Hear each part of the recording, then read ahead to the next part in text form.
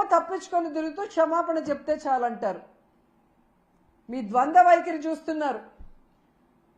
ఏదైతే తెలంగాణలో సంధ్యా థియేటర్లో తొక్కిసలాటలో ఒక్కరు చనిపోతే 14 మంది సినిమా హీరోతో సహా థియేటర్ యాజమాన్యం వరకు 14 మంది మీద కేసులు, క్రిమినల్ కేసులు ఫైల్ చేశారో, ఈరోజు చంద్రబాబు నాయుడు అవసరం లేకపోయినా కుప్పంలో మీటింగ్ పెట్టుకొని అఫీషియల్స్ని తిప్పుకొని ఇక్కడ 6 మంది ప్రాణాలు తీసి 60 మంది గాయాలకు కారణమైనందుకు ఆయనతో సహా టీటీడీ పాలకవర్గంతో సహా ఎస్పీతో సహా అందరి మీద క్రిమినల్ కేసులు నమోదు చేయాలని డిమాండ్ చేస్తున్నాం.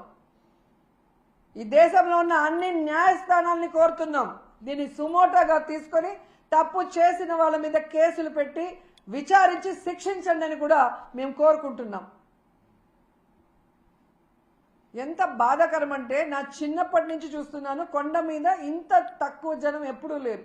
టోకన్లు తీసుకున్న వాళ్ళు కూడా చాలా మంది దర్శనానికి రాలేదు అంటే వీరి వల్ల తిరుమల ప్రతిష్ట ఎంత దిగజారిపోయింది, భగవంతుని దర్శనం చేసుకోవాలంటే ఎంత భయం పుట్టిందో ప్రజల్లో మీరు గమనించండి.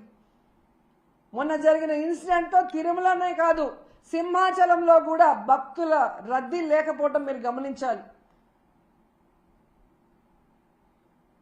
ఎవరైతే ఉన్నారో మఠాధిపతులు బయటికి రండి. హిందుత్వాన్ని, మన దేవుళ్ళని, మన టెంపుళ్ళని ఈరోజు పరువు ప్రతిష్ట దిగజార్చే విధంగా పరిపాలిస్తున్న ఈ చంద్రబాబు నాయుడు, పవన్ కళ్యాణ్కి బుద్ధి చెప్పండి. ఏ హిందూ భక్తుల ప్రాణాలు పోయాయో వారి కుటుంబాలకు అండగా నిలబడి తప్పు చేసిన వాళ్ళని శిక్షించే విధంగా మనమందరం కలిసికట్టుగా పోరాడుదామని కోరుకుంటున్నాను.